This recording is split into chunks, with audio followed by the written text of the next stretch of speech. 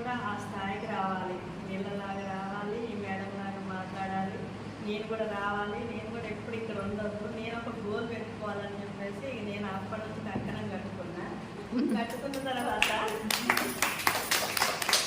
First మనం ఏం చేయాలంటే కంపెనీ నాది అనుకోవాలి. ఫస్ట్ నేనైతే అంతే అనుకున్నా, నాది అని భావించే నేను హార్డ్ వర్క్ చేశాను. ఎందుకంటే నాది అని మనం అనుకోకపోతే రాదు మన దగ్గర హార్డ్ వర్క్ దగ్గర.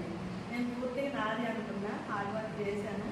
నా టీం డెవలప్ అయ్యింది. వాళ్ళని ఇంకొద్దిగా ఎంకరేజ్ చేయాలి మనం అని చెప్పేసి వాళ్ళకి ఎవరైతే బిజినెస్ చేస్తున్నారో వాళ్ళకి గిఫ్ట్ ఇచ్చుకుంటూ, ప్రైజులు ఇచ్చుకుంటూ, అట్లా వాళ్ళని మోటివేషన్ చేస్తూ, నేను కూడా వాళ్ళకి సబ్జెక్ట్ చెప్తూ వాళ్ళని కూడా శాలరీ తీసుకునే అవకాశం కూడా వాళ్ళకి కల్పించాను.